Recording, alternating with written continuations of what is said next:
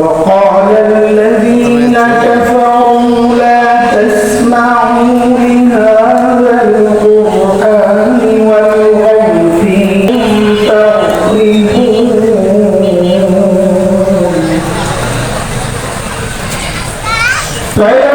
فيذيقن الذين كفروا عذابا شديدا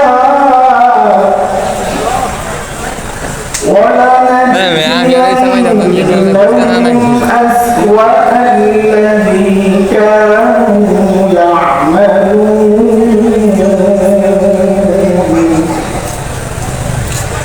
ذلك جزاء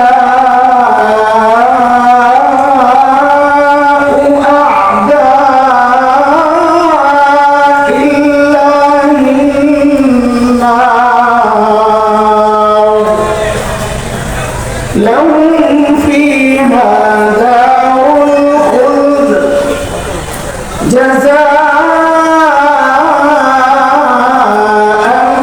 بما كانوا بآياتنا يجحدون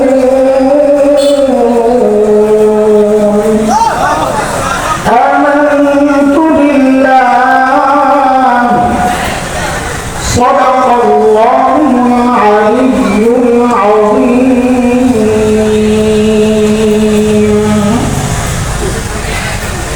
حافظ الحديث علامة روح الأمين رحمه الله স্মৃতিজন্য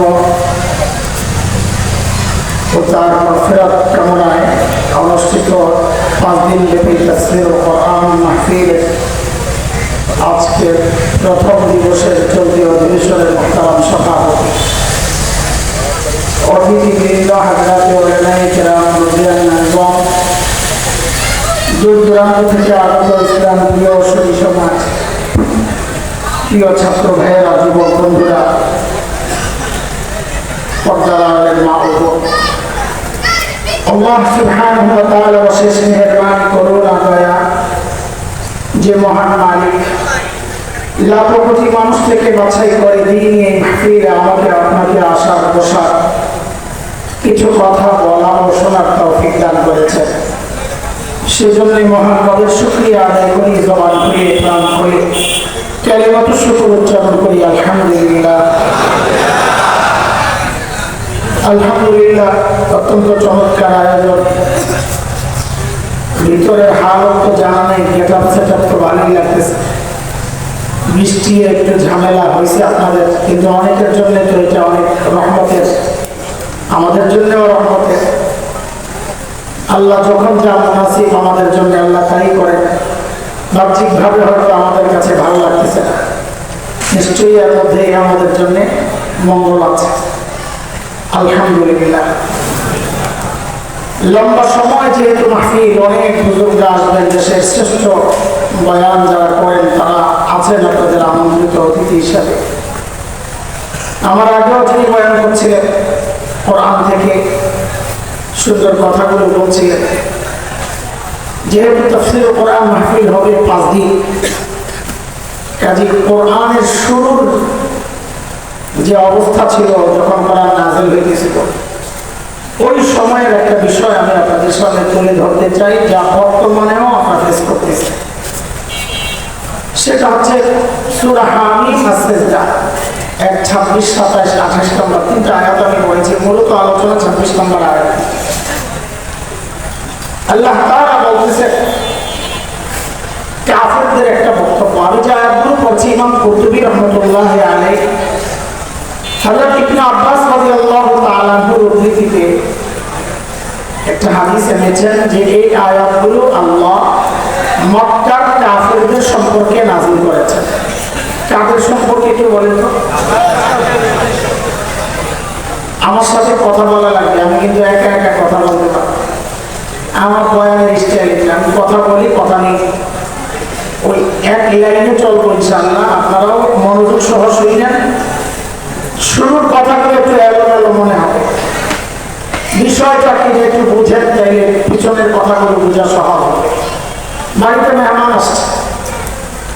মেজবান বাড়িওয়ালা হোস্ট বাজারে যাবে, তো মেহমান বলে আমিও আপনাদের বাজারটা একটু দেখতে চাই, তো বলে চলে। তো বাজারে গেছে মেজবান মেহমান সাথে সাথে। এখন মেজবান বাড়িওয়ালা একবার মাছের দোকানে যায়, একবার তরকারি, একবার গোস্ত, একবার চাল, মানে এক এক সদাই এক এক দোকান থেকে নিতে হয়। তো মেহমান বলে ভাই বাজার করবেন ভালো কথা, এত দোকানে ঘুরে গেল। তো বাড়িওয়ালা বলে ভাই এটা আপনার বিষয় না, আপনি আসছেন আমার সাথে বাজারে ঘুরতে থাকেন, আমি কই কই যাই এটা আপনার বিষয় না, আপনি দেখবেন দস্তরখানে খানা ঠিক আছে কিনা। তা আমিও লম্বা সময় আপনাদেরকে নিয়ে বাজারে ঘুরবো, কই কই যাবো এটা আপনাদের বিষয় না, আপনারা খালি সাথে সাথে ঘুরবেন, আপনারা দেখবেন শেষে দস্তরখানে খানা ঠিক আছে কিনা। আমি এখন লম্বা সময় কই ঘুরবো, কথাটা বাজারে বাজারে কই ঘুরবো।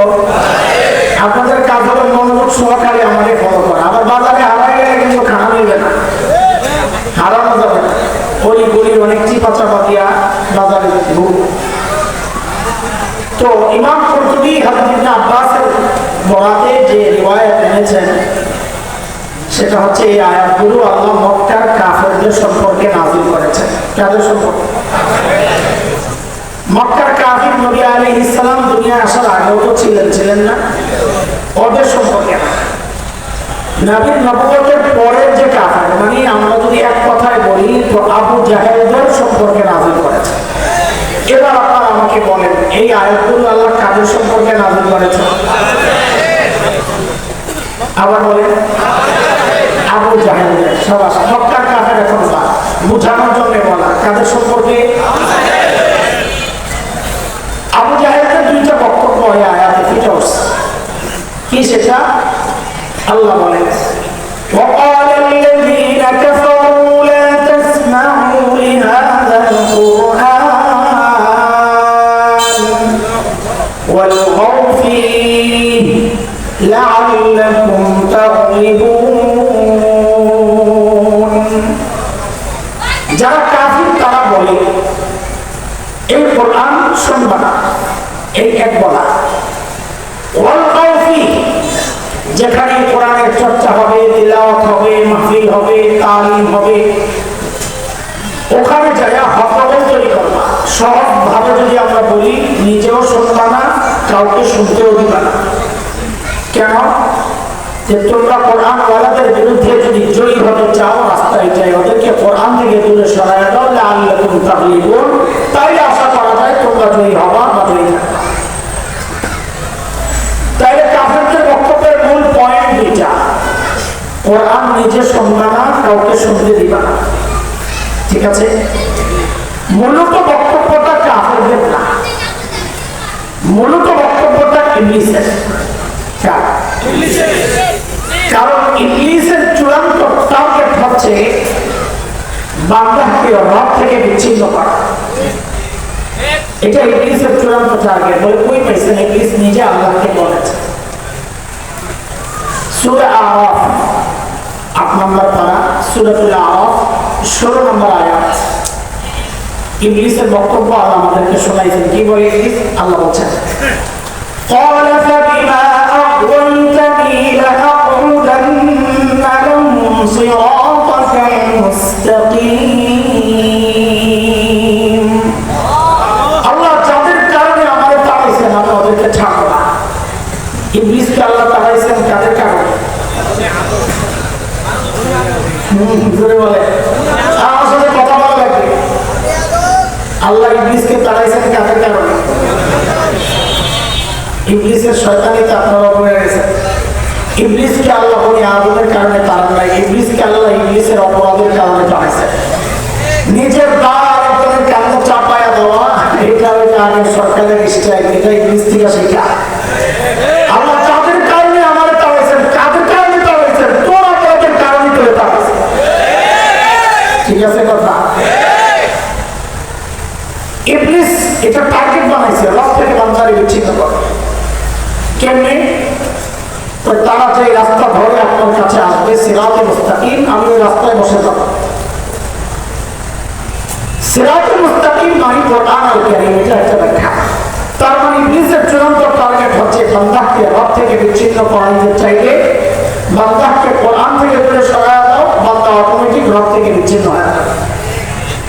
এইটা বোঝার জন্য আমরা যাবো সূরা রহমান। সূরা রহমানের প্রথম 3টা আয়াত একটু খেয়াল করেন। আল্লাহ বলে আর রহমান আল্লামাল কুরআন খলাকাল ইনসান। আয়াত কয়টা বললাম? নাম্বার 1 রহমান আল্লাহ, 2 আল্লামাল কুরআন, যিনি কোরআন শিখালেন, 3 খালাকাল ইনসান, যিনি মানুষ সৃষ্টি করলেন। ভাই খেয়াল করেন তো আয়াতগুলোর সিরিয়াল ঠিক আছে কিনা আমাদের বুঝমত। রহমান আল্লাহ, যিনি কোরআন শিখালেন, তো কোরআন শিখালেন কয় নম্বর আয়াত?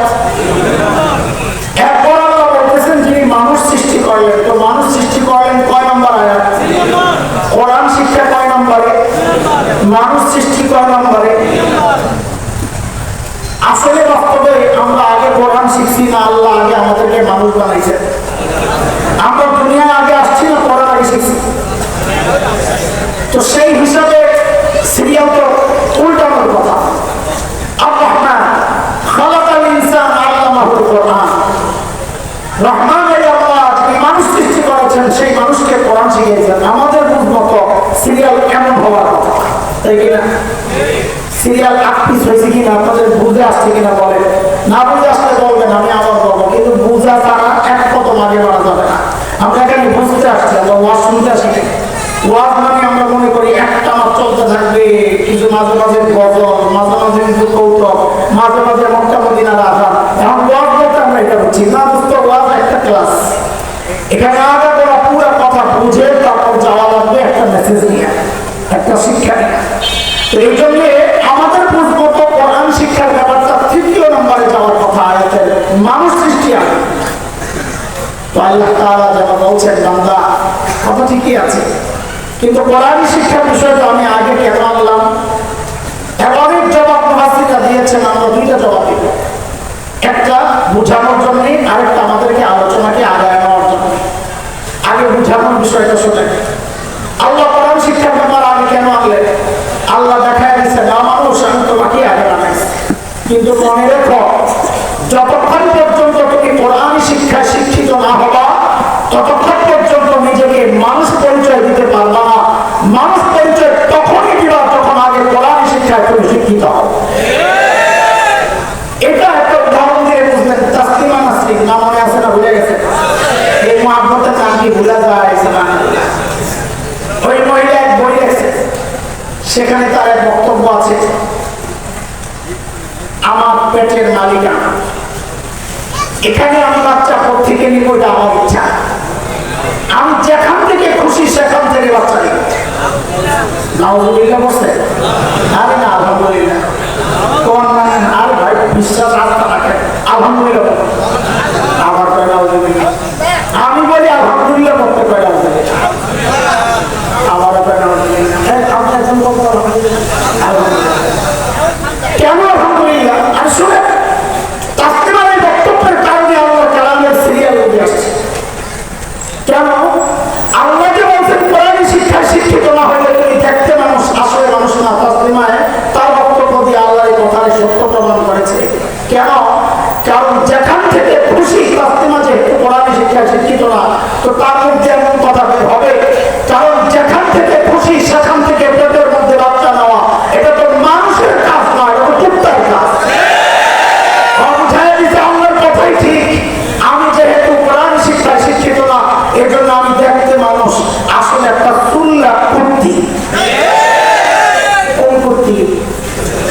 সুন্নি সুন্নি সুন্নিওয়ালা কুত্তি। এটা আয়াতের এক ব্যাখ্যা। সিরিয়াল কেমন কেমন, এটা আমাদের আপাতত জরুরত নাই, বোঝানোর জন্য বলা। 2 নম্বর, আয়াতগুলোকে উপর থেকে নিচের দিকে সাজা। উপরে আর রহমান, মাঝখানে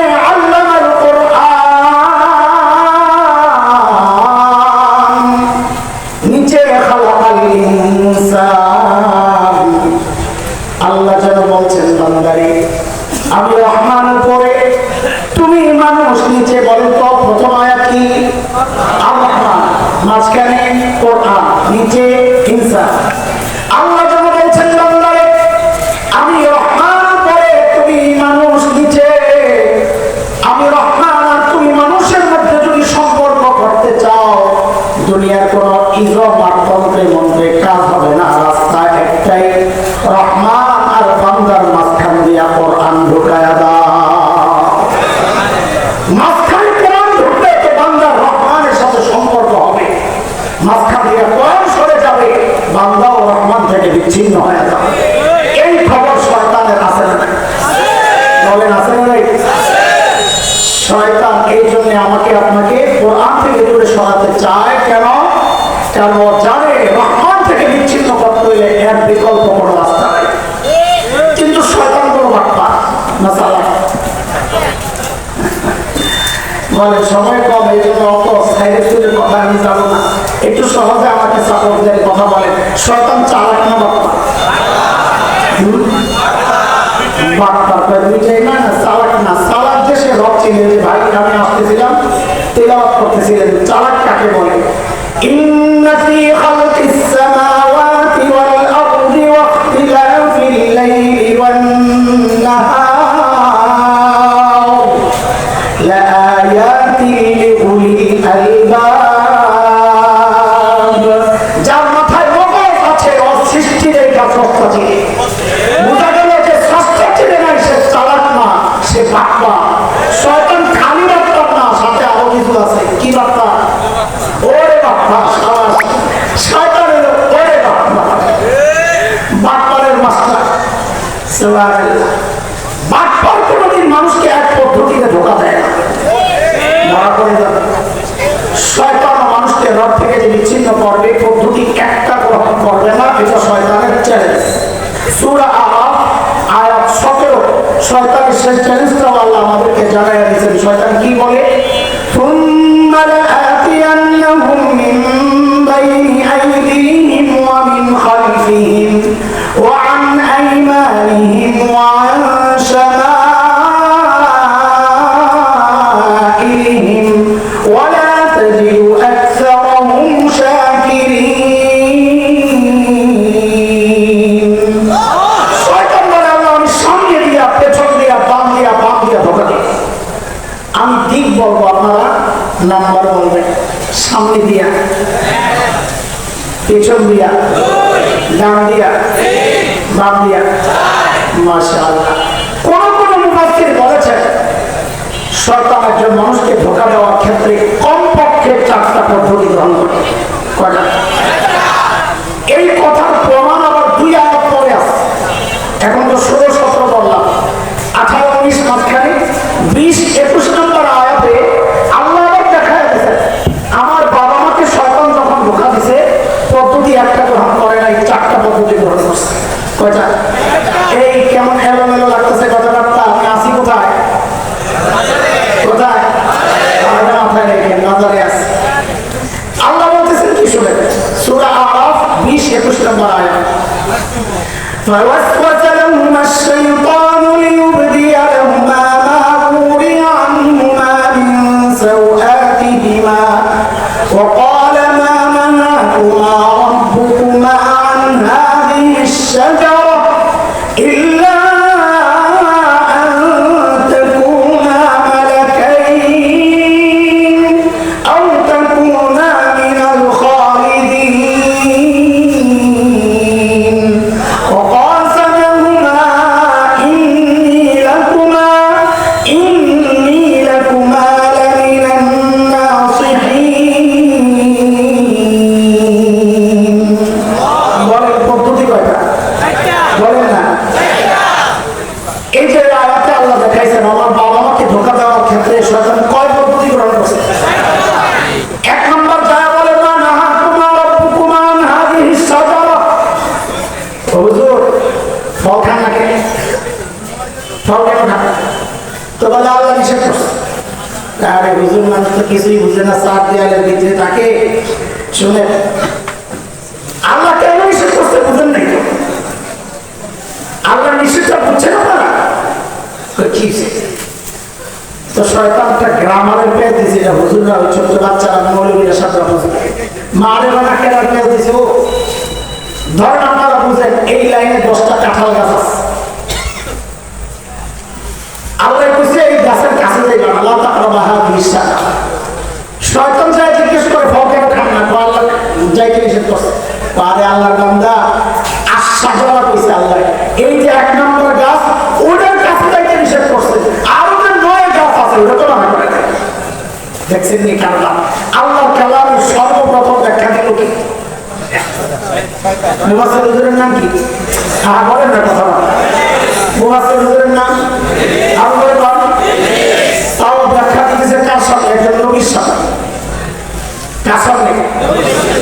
দুইটা বিষয় কিন্তু নামের শুরুতে মুফাসসির এই জায়গায় ওই জায়গায় এই জায়গায় ওই জায়গায় এত এত ডিগ্রি ডুগরি দেখে কাট হয়ে যায় না, ইয়া বড় টুপি রাখলে আমরা কাট হয়ে যাই, এত বড় হাবা কাবা দেখলে কাট হয়ে যায়।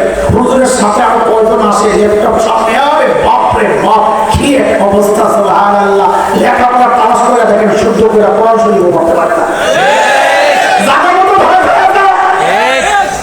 এগুলো দেখে ধোঁকা খাওয়া যাবে না, কারণ আল্লাহর কালামের সর্বপ্রথম ব্যাখ্যা দিয়েছে যে মুফাসসির তার নাম হলো ইবলিস। তাও দিছে কার সাথে? ও তাইলে সিস্টেম দেখা যায় পুরা। এখন আমরা দেখি কিছু মানুষ আলেমদেরকে দিন শেখা, হুজুররা কি বুঝে? হুজুররা কি বুঝে? শয়তান দিছে কোরআনের ব্যাখ্যা, আল্লাহর হুকুমের ব্যাখ্যা নবীর সঙ্গে। এখন শয়তানের দোসর জায়গায় শরীয়তের ব্যাখ্যা নবীর ওয়ারিস হল আমাদের সামনে। এখন মমতাজ ও মুহাদ্দিস, সুবহানাল্লাহ, আল্লাহু আকবার, কত বড় মুহাদ্দিস, সিয়াসিতা সব কইরা শেষ। আল্লাহ শয়তান যখন দেখবে 1 নম্বর ধোঁকায় কাজ হয় নাই, এবার বলল 2 নম্বর, ইল্লা আন তাকুনা মালাকাইন। হুজুর ফকা থাকে আল্লাহ নিষেধ করছে। আল্লাহ কি জন্য নিষেধ করছে বুঝছেন কিছু? হুজুর মানুষ কিছু বুঝে না, থাকলে লিখতে থাকে তো কি জন্য নিষেধ করছে? তো এই ফল খেলে আপনারা ফেরেশতা হয়ে যাবে, এটা আল্লাহ চায় না।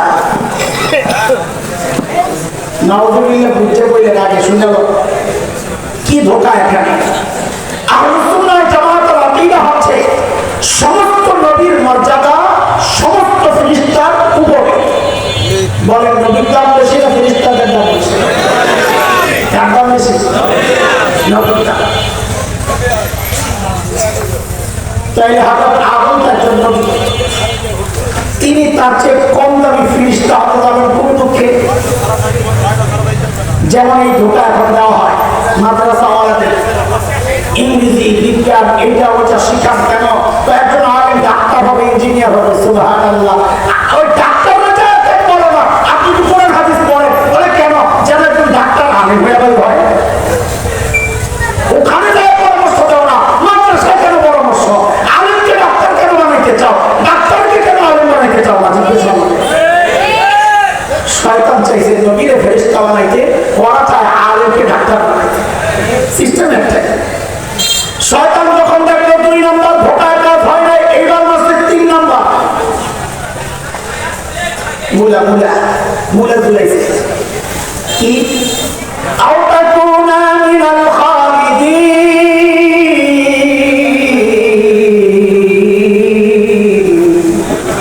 এই ফল কেন ঠান্ডা বলে আল্লাহ নিষেধ করেছে? বলে হুজুর আল্লাহ কেন নিষেধ করছেন বুঝছেন কি? তাহলে কেন? ওরা ফল খাইলে জান্নাতে স্থায়ীভাবে থাকার ব্যবস্থা হয়ে যাবে, এটা আল্লাহ চায় না। দেখছেন এখানে কি ধোঁকা? এখানে ধোঁকা হচ্ছে আল্লাহর মর্জির খেলাফ বক্তব্য। এটা আল্লাহ আদম আর হাওয়াকে জান্নাতে স্থায়ীভাবে থাকার জন্য বানাই নাই, বানাইছেন কই পাঠাবেন? কথা বলেন। ওয়াইদ ক্বালা রাব্বুকা লিল মালাইকা ইন্নী জাইলুন ফিল আরদি খলিফা। আল্লাহ আদম আর হাওয়াকে বানাইছেন কই পাঠাবেন? আরে কথা বলেন, কোথায় কোথায়? এখন প্রশ্ন আসবে না, দুনিয়ায় পাঠাবেন বলে যদি বানায়া থাকে তো মাঝখানে জান্নাতে কি জন্য ঢুকাইছিলেন? ঢুকাইছেন দেখে ভেজাল লাগলো, ডাইরেক্ট পাঠায় দিলে তো এত ভেজাল লাগলো। দুনিয়ায় পাঠাইছেন, জান্নাতে পাঠাই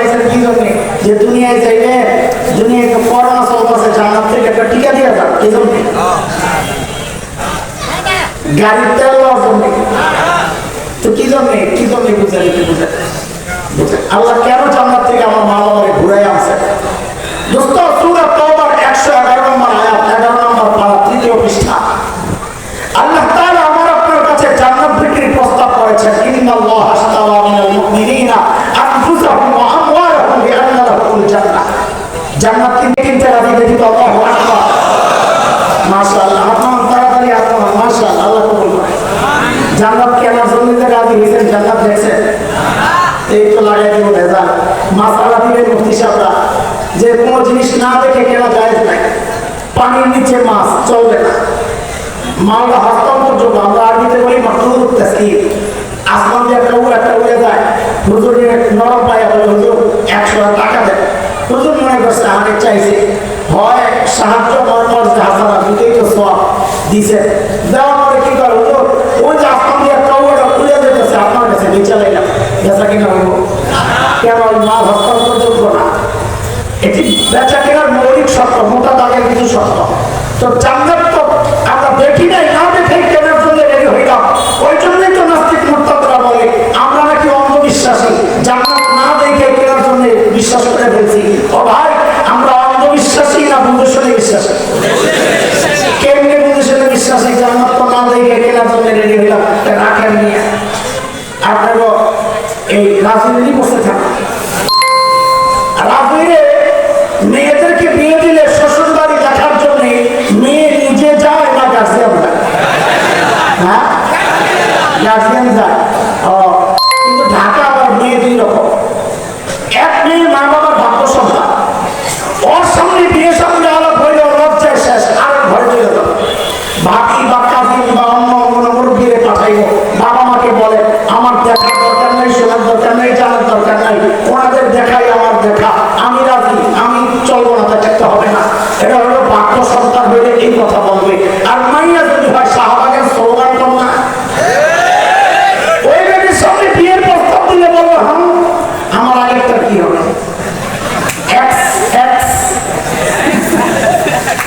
ওইটা খোঁজখবর নিয়ে আমি নিজে আগে দেখবো কেমন অবস্থা। আপনাদেরকে জিজ্ঞেস করি আপনারা মা বাবার বাক্য সন্তান না অবাধ্য সন্তান? যদি তাই হন তাইলে কোনো প্রশ্ন নাই, তাইলে স্পষ্ট বুঝে যাবে আল্লাহ তাআলা আমার বাবা মাকে ডাইরেক্ট দুনিয়া না পাঠাইয়া জান্নাত থেকে কেন ঘুরে আনছেন। কেমন পর্যন্ত নাস্তিক মুরতাদদের জবান আল্লাহ বন্ধ করে দিয়েছে যে আমরা মা বাবার বাধ্য সন্তান, আমরা অন্ধবিশ্বাসী না, আমরা মা বাবার বাধ্য সন্তান, আমাদের জান্নাত দেখার দরকার নাই। কেন? আমার মা বাবা দেখছেন, এটাই আমার জন্য যথেষ্ট। শয়তানের সর্বনাশ হুজুর করা হুজুর দেয়া যায়। হুজুর তোমার ধোকা দিতে কি করা লাগবে আমি জানি। কি করা লাগবে? ধর্মীয় পোশাকের প্রতি মানুষের একটা আবেগ কাজ করে, ধর্মীয় লিবাসের প্রতি। আমি শুনেন না, নবী আলাইহিস সালাম যেদিন মক্কা বিজয় করে মক্কায় ঢুকে, তো ঢুকে তো বলছেন লা তাসরিবা আলাইকুমুল ইয়াওম, আজকে কোনো প্রতিশোধ নাই, সব মাফ, সব মাফ। তবে অতিরিক্ত কষ্ট যারা দিয়েছে মানে উনি আইনামা সুতিফু উখিদু ওয়া কুতিলু তাকতিলা, গালাগালি করেছে যারা নবীকে, ইসলামের তুচ্ছতা ছিল করেছে, কবিতা আবৃত্তি করেছে, এদেরকে ছাড়া যাবে না। যেখানেই পাওয়া যাবে ধৈর্যই হত্যা করতে হবে। নবী গড়ে গড়ে কিছু নাম বলছেন। বিখ্যাত আলিম শেখ ইবনে তাইমিয়া রাহমাতুল্লাহি আলাইহি এক বিখ্যাত কিতাব আছে আস-সারিমুল মাসদুল আলা শাতিমির রাসূল। ওই কিতাবে তিনি 15 জনের নাম আছে, 15 জনের নাম ওখানে আছে। আমাদের আস-সারিমুল মাসদুল আলা শাতিমির রাসূল আমাদের অনেকের হাতের কাছে নাও থাকতে পারে, ছাত্রদেরকে বলতেছি আমাদের সিরাতে মুস্তাফা যে আছে ওটার মতো আছে ওই আস-সারিমুল মাসদুল আলা শাতিমির রাসূলের হাওয়ালায় 15 জনের নাম আসছে। এই 15 জনের ব্যাপারে উনি বলেছেন যেখানেই পাওয়া যাবে ধৈর্যই হত্যা করতে হবে। আব্দুল্লাহ ইবনে খাতাল, কুরতুনা, কুরাইনা, সাররা, মাকিস ইবনে সুবানা, হুয়াইস ইবনে নাকিব, আব্দুল্লাহ ইবনে জিবাওয়া, আব্দুল্লাহ ইবনে সাদ ইবনে আবি সারহ, ইকরামা ইবনে আবি জাহল, হিন্দা বিনতে উতবা, ওয়াকশ ইবনে হার, হুবাব ইবনে আসওয়াদ, হুবাইরা বিনতে আবি ওয়াহাব আল-মাখজুমি, কাব ইবনে জুহাইর। এই 15 জনের নাম নবী বলছেন যে এদেরকে যেখানে পাওয়া যাবে ধৈর্যই হত্যা করতে হবে। এর মধ্যে আব্দুল্লাহ ইবনে খাতাল ও যে কাবার গিলাফের ভিতরে যায় নিজের লুটে, কাবার গিলাফ কেন এই প্রশ্ন অবনে করছে কি মুসলমানরা কাবার ইজ্জত করতো,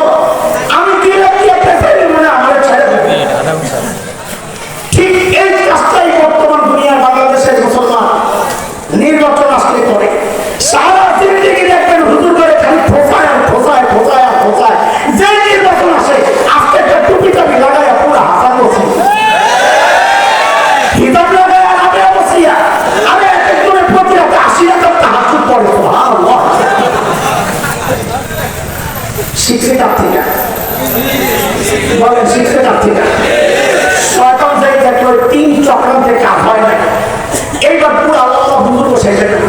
আল্লাহ প্রথম প্রথম খাওয়া শুরু করছে, কি বলে? وقاسمهما إني لكما لمن الناصحين।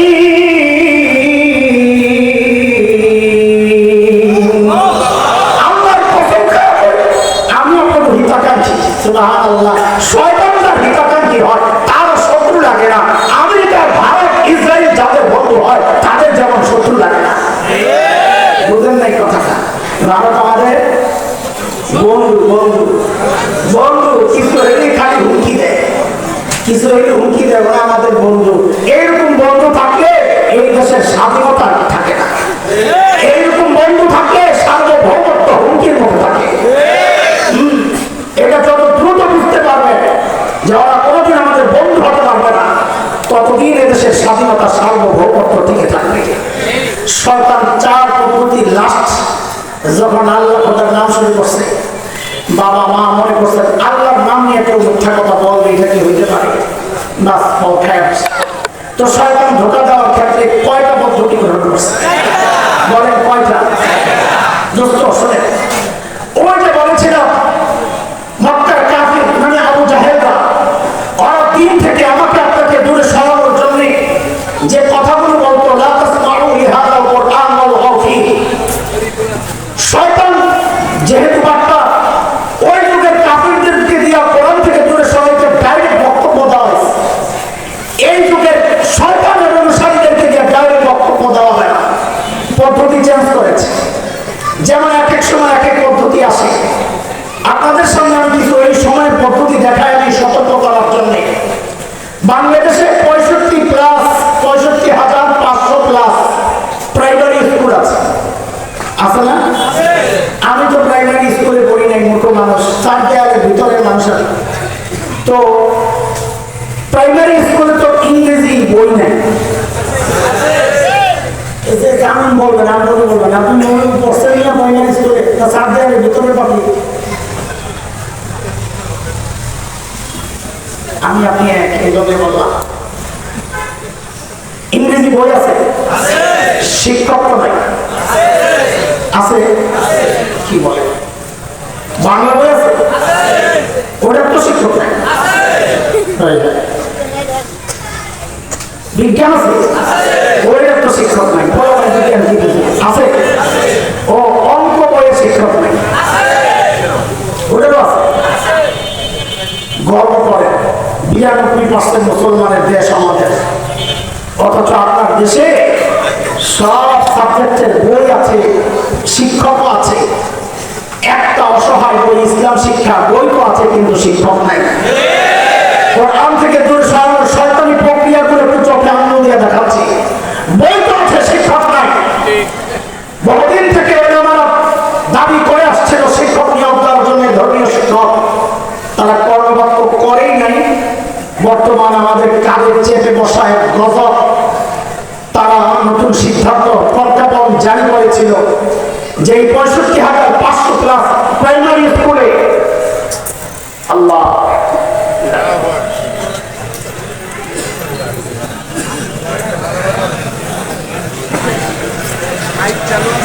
মাইক চালু থাকলে কি হবে? আমি যে কারণে মহিলা মাদ্রাসায় পড়াই না।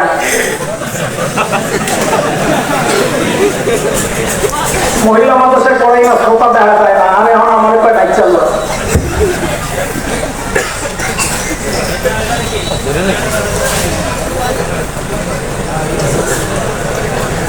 ব্যবস্থা আছে। আলহামদুলিল্লাহ, আশা শুরু হয়েছে। আলহামদুলিল্লাহ পরে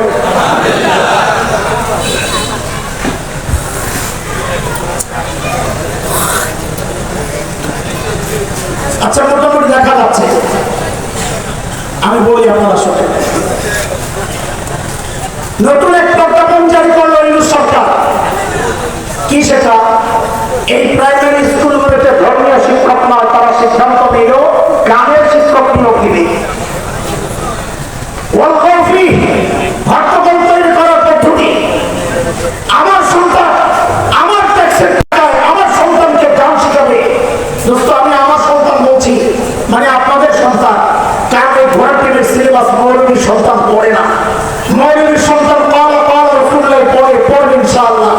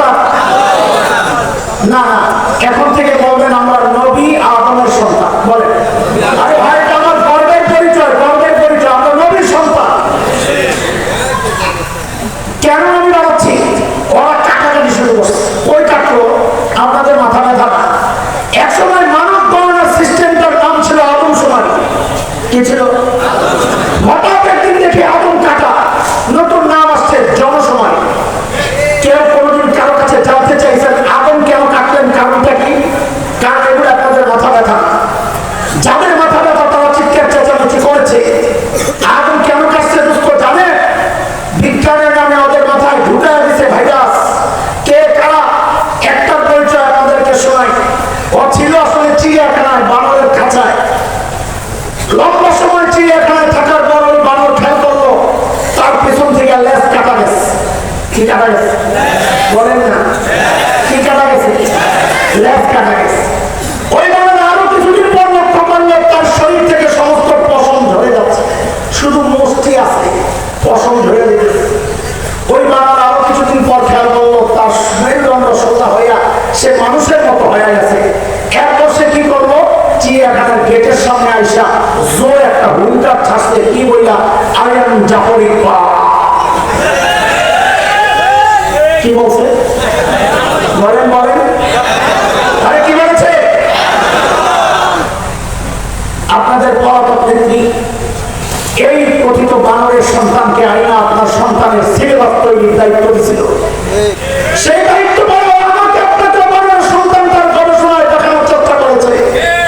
আপনারা এখন ঠিক করেন, তখন কথা বলেন নাই, প্রতিবাদ করেছে মৌলবীরা, তাদের প্রতিবাদের মুখে কুচক্রীরা কিছু হত্যা বাধ্য হয়েছিল।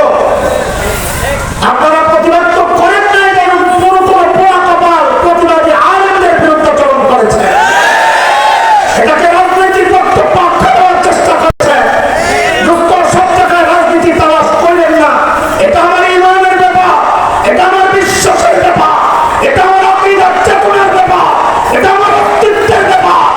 যেহেতু আমাদের কাঁধে পশ্চিমাদের পা চাটা গোলামরা, ওরা মাঝে মধ্যে এমন চক্রান্তে চলবে, আমাদের বিভ্রান্ত হলে চলবে না।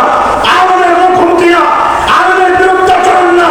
এমন চক্রান্ত যদি হয়, আমাদের হাতে হাত রেখে কাঁধে কাঁধ মিলিয়ে মুষ্টিবদ্ধ হাত উঠিয়ে একসাথে উচ্চারণ করতে হবে, এটা বাংলাদেশ, সম্পূর্ণ পরিপূর্ণ বাংলাদেশ, আদিচ্ছি বাংলাদেশ।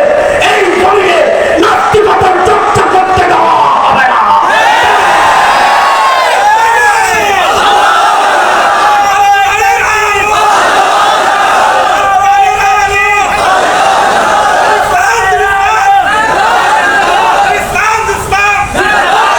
মুহতারাম হাজরিন, আমি আপনাদের চোখে আঙ্গুল দিয়ে চক্রান্তগুলো দেখাচ্ছি, একটু খেয়াল করেন। শয়তান ওই যুগের কাফেরদেরকে দিয়ে বলাইছিল, লা তাসমাউ লিহাযাল কুরআন ওয়ালগাউ ফীহি। এই যুগের কাফেরদেরকে দিয়ে ডাইরেক্ট বলায় না, কোরআন থেকে দূরে সরানোর নানান পদ্ধতি কর্মসূচি তারা হাতে নিয়েছে। দেখেন এই কর্মসূচিগুলোর মধ্যে একটা কর্মসূচি বাংলাদেশে আপনারা দেখবেন বিভিন্ন বন্ধের সময়, বিশেষ করে জাতীয় দিবস যেগুলো আছে, 16 ডিসেম্বর, 26 মার্চ, 21 ফেব্রুয়ারি, এই টাইমগুলোতে এই স্কুল কলেজে খেলাধুলার প্রতিযোগিতা হয় না? হয়তো হয়তো আপনারা লক্ষ্য করে থাকবেন, ইদানিং একটা নতুন ইভেন্ট খেলাধুলার প্রতিযোগিতা, সেটা হচ্ছে যেমন খুশি তেমন সাজো।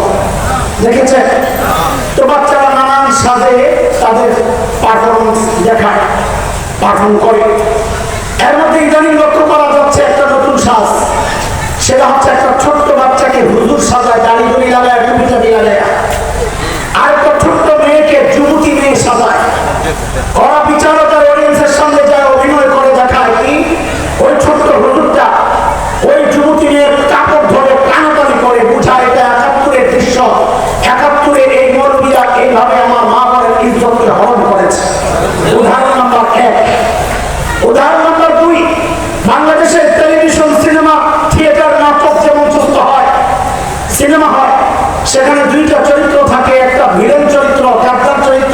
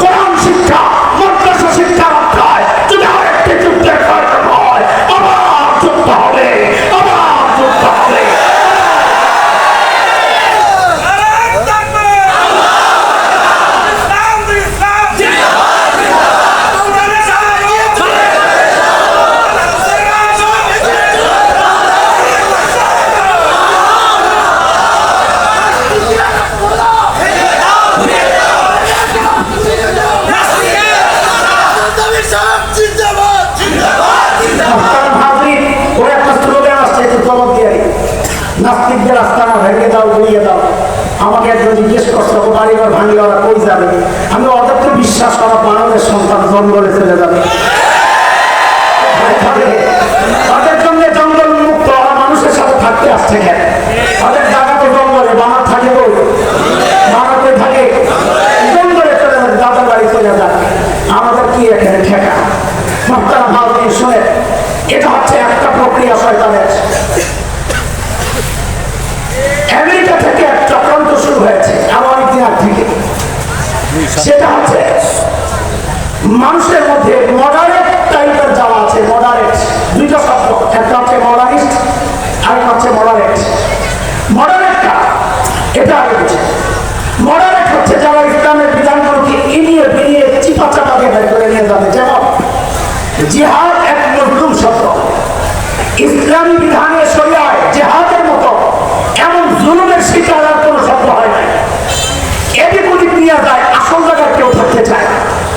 নামাজ সালাহ বললেই সবাই নামাজ বুঝে, সিয়াম বললে সবাই রোজা বুঝে, যাকাত বললে সবাই সাদাকা বুঝে, হজ বললে সবাই মক্কার জিয়ারত বুঝে, হজ বুঝে। সব জায়গায় শব্দগুলো তার পরিভাষিক অর্থে ব্যবহার হয়, কিন্তু দুঃখজনক হলেও সত্য, মডারেটদের মাধ্যমে ওরা জিহাদকে খালি এদিক ওদিক নিয়ে যায় যে জিহাদ মানে রাজনীতি করা, জিহাদ মানে তাবলীগ করা, জিহাদ মানে খানকায় বসে বসে মানুষের দিল ঠিক করা, নফসের বিরুদ্ধে জিহাদ, আসল জিহাদ। কত রকমের ব্যাখ্যা যে তারা দেয়। ভাই আমি জিহাদ করতে পারি নাই, জিহাদ কোনো সংগঠনের সাথে আমার কোনো সম্পর্ক নাই, সেটা আমার ব্যর্থতা। এটা আমি গর্ব করতেছি, এটা আমার ব্যর্থতা। কাফেরের বিরুদ্ধে জিহাদ মুসলমানদের জন্য একটা সম্মানের মুকুট পরার একটা মাধ্যম, এটা হাদিসের কথা, এটা বিষয় না। কিন্তু এই যে এদিক ওদিক নিয়ে যাওয়া, আবার ইসলামের অর্থ কি করে জানে? ইসলাম মানে শান্তি। কি সুন্দর এসি রুমে বৈশা ঘুমটা টুমটা দিয়া কি সুন্দর ব্যাখ্যা, শান্তির ধর্ম ইসলামে টাকাটাকি কেন হবে? অবস্থ ইসলাম মানে শান্তি, এটাও একটা ভোটা। ইসলাম মানে শান্তি, সেটা 100 অর্থ থাকলে 100 নম্বর অর্থ। ইসলামের প্রথম অর্থ হচ্ছে আল্লাহ রাসূলের বিধানের সামনে নিজেকে ঝুঁকায়া দেওয়া। আল্লাহ যদি বলেন নিজের কল্লা দিতে হবে, কল্লা দেওয়ার নাম ইসলাম। আল্লাহ যদি বলেন কল্লা নিতে হবে, কল্লা নেওয়ার নাম ইসলাম। এই মডারেটদের মাধ্যমে ইসলামের অপেক্ষা দিয়ে মানুষকে দিন থেকে দূরে সরানোর চক্রান্ত হয়েছে। সাম্প্রতিক কালে ওরা শুরু করেছে মডার্নিস্টের মাধ্যমে চক্রান্ত করা। মডার্নিস্টরা যারা শরীয়তের কিছু কিছু বিধানকে অস্বীকার করবে, ব্যাখ্যা দিবে না, ডাইরেক্ট অস্বীকার করবে। আমরা বর্তমানে এক জুলুম, কি বলবো, এটা বাংলাদেশে আমি একটু আরেকটু ভেবে বলি, অনেকগুলো পাইপ বাংলাদেশে চালু করা। একটা ছিল দাদাদের পাইপ, দাদা বুঝলেন তো না, দাদা। এই পাইপ দিয়ে হিন্দুত্ববাদের যা আছে কালচার এদেশে পাচারের চেষ্টা হয়েছিল। জুলাই আগস্টের বিপ্লবে সেই পাইপ বন্ধ, কিন্তু চিপায় চাপায় এখনো সাপগুলো ঢুকে গেছে। একটার মাথা কাছে, বাকিগুলো পাথরের চিপায় ঢুকে গেছে। মাঝে মধ্যে ইস্কন বিভিন্ন নাম দিয়ে সাপ বাইর হতে চায়। যখনই বের হবে খুব মাথায় ইনশাআল্লাহ, আর না যখনই বের হবে মাথায় কবে ইনশাআল্লাহ। এখানে অন্য কোনো তন্ত্রমন্ত্র চলবে না। যারা আমাদের সে স্বাধীনতা বিশ্বাস করে না, যারা অখণ্ড ভারতের দাবি নিয়ে দেশে আসছে, ওদের সাথে কোনো আপোষ চলবে না ইনশাআল্লাহ। রক্ত দিয়ে কেনাই দেশ, প্রয়োজনে রক্ত দিয়ে রক্ষা করতে হবে ইনশাআল্লাহ। এই হবে এক পাইপ। আরেক পাইপ হচ্ছে দাদাদের নাম, দাতাদের। কাজে দাতা চেনেন তো, পশ্চিমা গোষ্ঠী। ওই পাইপের নেতৃত্বে হচ্ছে ইউনুস এবং তার সঙ্গী সাঙ্গবাঙ্গ, সঙ্গী বলছি না, সাঙ্গবাঙ্গ যারা আছে, এনজিও চালায় যে সমস্ত মানুষগুলো, ওরা ওদের থেকে পয়সা আনে, ওদের মিশন আর কালচার এদেশে বাস্তবায়নের চেষ্টায় তারা লিপ্ত। গত এই 1-1.5 বছর থেকে আমরা যা দেখছি, বিভিন্ন ভয়ঙ্কর ইস্যু আমাদের সামনে আসছে।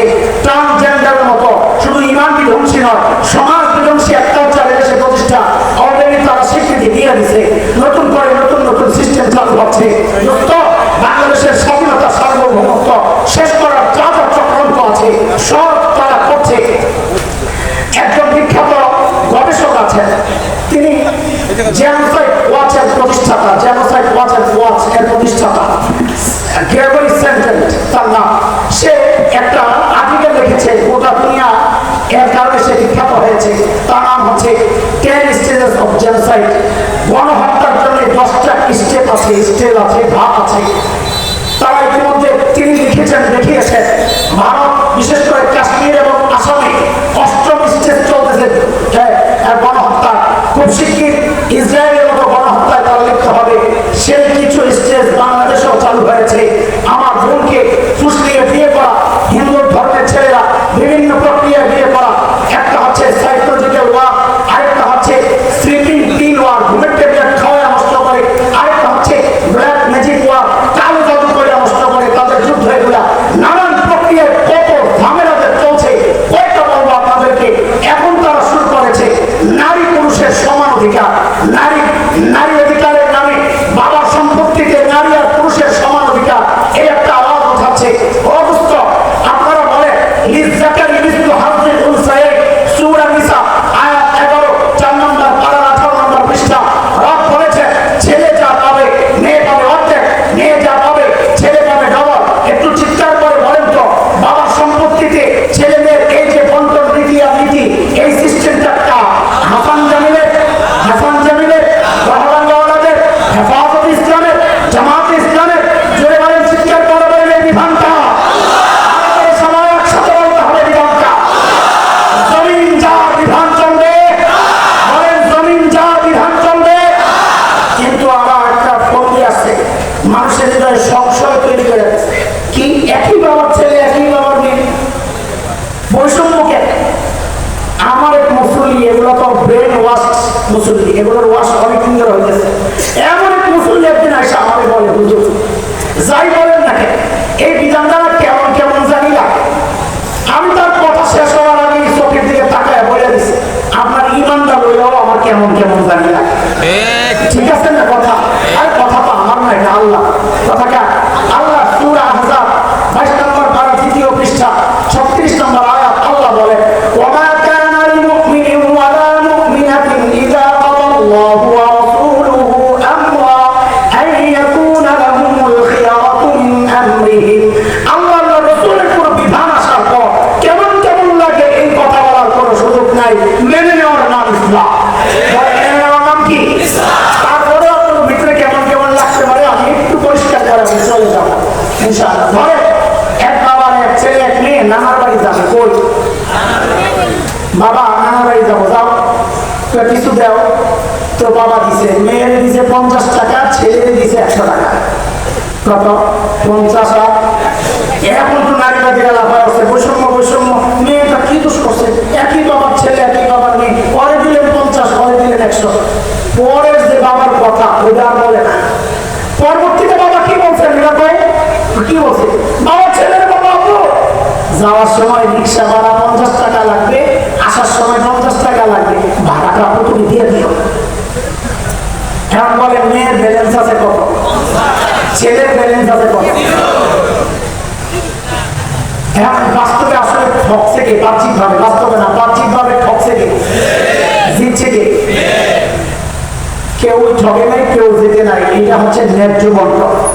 এটা কি ছেলেদের নারী করে নাই, সে কামে খাইব, তার শক্তি দিচ্ছে আল্লাহ, বাইরে যাওয়ার অনুমতি আছে, তার তো নাই।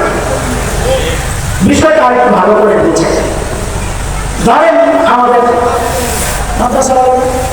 হুজুরে মাদ্রাসার বাজার করে বড়ি ম্যানেজারে রাখতেছে, হুজুরে দিয়ে বাজার লাগবে, কত লাগবে? তো বলে হুজুর আজকে 5000 টাকার লাগবে বাজার।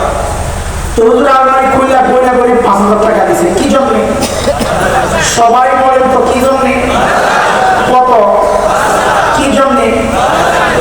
মনে রেখে হুজুরের পিচ্ছি আছে একটা, আমি বাজারে যাবো, যাও। তো টাকা দিয়েছে, ভাব দেখে ভাবে বুঝছে ওরা কি করতে চায়। তো পকেট থেকে একটা কচকচে 100 টাকার নোট বের করছে, বাইর করে দিছে। কত দিয়ে বলছে যাও মজা খাই। কি জন্যে দিছে? কি জন্যে? মজা বুঝেন তো, মজা না আবে যাবে, মজা খাই। ছেলে ওই এই বোরিং মেরে যায়, হুজুরকে দিছিল কত? কি জন্যে? ওরে দিছে কত? কি জন্যে? যেই না ওরে 100 দিছে, এমন এক মোচড় মারছে। কি হয়েছে বলবি তো? কি হয়েছে? আমি 100 দিব না। কত লাগবে? 5000। কত? কেন 5000? হুজুরে দিছ, তো হুজুর তো বাজার করবে, তো তাতে কি আমিও তো বাজারে যাবো, সমান অধিকার। আচ্ছা আপনারা বলেন এই দাবিটা যৌক্তিক না পাগলামি? শিশু সুলভ পাগলামি না যৌক্তিক দাবি? কথা বুঝছেন তো না? বুঝছেন না? তো এইবার বুঝছেন। আল্লাহ যে বঞ্চনটা করছে, ছেলেরে ভাগ দিচ্ছেন কয়টা? 2, মেয়েকে 1। ঠিক আছে তো না? এই বঞ্চনটা আল্লাহ ছেলেকে ভাগ দিচ্ছেন 2টা, কিন্তু দায়িত্ব দিচ্ছেন 4টা। বলেন ভাগ কয়টা? দায়িত্ব। আবার বলেন ভাগ কয়টা? দায়িত্ব। আল্লাহ মেয়েরে ভাগ দিচ্ছেন কয়টা? দায়িত্ব। এর পোলাপায় না আমি যেভাবে বলি ওইভাবে উচ্চারণ করবা, তো সংশয়বাদীদের পরিচয় দেয় আমাকে। বলো ভাগ কয়টা? দায়িত্ব 0। আমি কেউ বলছি নাকি বেটা? জোরে বলবি আমার ভালো যেন সংশয়বাদীদের পরিচয় লাগে, সংশয় লিখে দেবে। বল ভাগ কয়টা? দায়িত্ব। ঠিক আছে সমাজ। এখন বুঝে আল্লাহ ছেলেকে ভাগ দিচ্ছেন কয়টা? দায়িত্ব। কেমনে? ও ছেলে, তুমি যদি স্বামী হও তো স্ত্রীর ভরণ পোষণের সব দায়িত্ব তুমি স্বামী, স্ত্রীর কোনো দায়িত্ব নাই। পায়ের উপর পাও তুলা রানী রানী রানী, ওই পায়ের উপর পাও তুলা খালি বিধান হুকুম করবো। কিন্তু দুর্ভাগ্য আমার মা বোনরা রানী হইতে চায় না, ওনারও সব যাচ্ছে চাকরানি হবে, চাকরি হবে। ঠিক আছে না? আল্লাহ ছেলেকে বলছেন, ও ছেলে তুমি যদি বাবা হও তো 2 নম্বর কন্যার ভরণ পোষণের দায়িত্ব তুমি বাবা। ও ছেলে তুমি যদি সন্তান হও 3 নম্বর তো মায়ের ভরণ পোষণের দায়িত্ব তুমি সন্তানের। ও ছেলে কেউ নাই, তুমি যদি ভাই হও তো বোনের ভরণ পোষণের দায়িত্ব তুমি ভাইয়ের। বলেন ছেলেরা আল্লাহ ভাগ দিচ্ছেন কয়টা? দায়িত্ব কয়টা? ভাগ 2টা কেন? এই 4 গ্রুপে বাজার করে রাখা হয়েছে, এদের সব খরচ চালাইতে। বলেন আমাকে ভাগ কয়টা? কি জন্য বাজার করতে? শুধু একটু বলেন তাইলে হবে। 2 ভাগ কেন? আরে বলেন না কেন? বলেন না কেন? 2 ভাগ কেন? আল্লাহ মেয়েরে ভাগ দিচ্ছেন কয়টা? দায়িত্ব 0। কেমনে? কমে তুমি যদি স্ত্রী হও তো তোমার ভরণ পোষণের দায়িত্ব তোমার না, তোমার স্বামী। 2 নম্বর কমে তুমি যদি কন্যা হও তো তোমার ভরণ পোষণের দায়িত্ব তোমার বাবা। 3 নম্বর কমে তুমি যদি মা হও তোমার ভরণ পোষণের দায়িত্ব তোমার বাবা। 4 নম্বর সন্তানের কমে তুমি যদি বোন হও তোমার ভরণ পোষণের দায়িত্ব তোমার ভাইয়ের। তো বলেন ভাগ কয়টা? ভাগ কয়টা? মেয়ে মেয়ে মেয়ে ভাগ কয়টা? দায়িত্ব কয়টা? ছেলের ভাগ কয়টা? দায়িত্ব কয়টা? ভাগ 2টা কি জন্য? মেয়ের আল্লাহ ভাগ দিচ্ছেন কয়টা? দায়িত্ব কয়টা? তো ভাগ আছে, দায়িত্ব নাই, ভাগ কেন? বলে মজা খেতে বলেন। হ্যাঁ বলেন না, খরচের জন্য না, কি জন্য দিছে? কি জন্যে? এখন এই মজা খাওয়া গুরু যদি বলে বাজারওয়ালার মতো আমাদের সমান সমান দেওয়া লাগবে, বলেন এই দাবি যৌক্তিক না পাগলামি? এই পাগলামি বিধান আমার আপনার উপর চাপিয়ে দেওয়ার চেষ্টা করছে ওরা। এটার মানে আসলে টার্গেট হবে ইসলাম, ওদের অন্য কিছু টার্গেট না, টার্গেট ইসলাম। টার্গেট যে ইসলাম, শেষ একটা উদাহরণ দিয়ে আমি যাচ্ছি আপনাদের থেকে বিদায় নেব। শরীয়তের একটা বিধান হচ্ছে ছেলে মেয়ে উপযুক্ত হয়ে বিয়ে শাদী করা। পোলাপাইন পক্ষের একটা কথা আছে, উপযুক্ত হলে এই মূল বিধান কারণ দিয়ে গেছে যে পোলাপাইন নামিয়ে গেছে বিধান কার? আরো বলেন কার? সূরা নূরে আসছে, আল্লাহ বলেন ওয়ানকিহুল আয়ামা মিনকুম ওয়াস-সালিহিনা মিন ইবাদিকুম ওয়া ইমাইকুম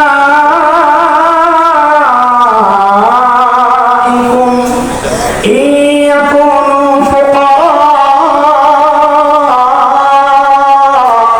ইউগনিহিমুল্লাহু মিন ফাদলিহি ওয়াল্লাহু ওয়াসিউন আলীম।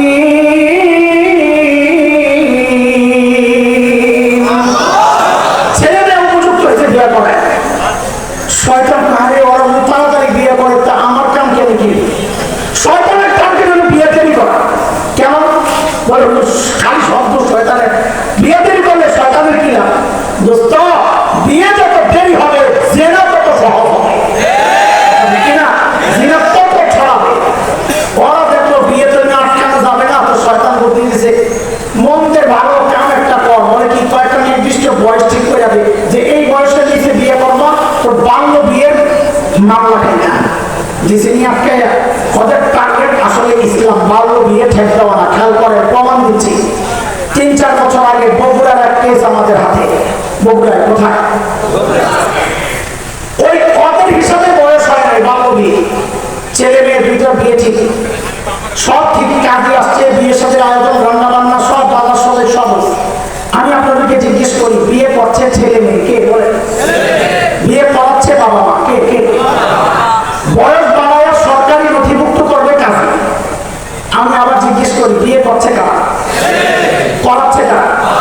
নথিভুক্ত করছে কি?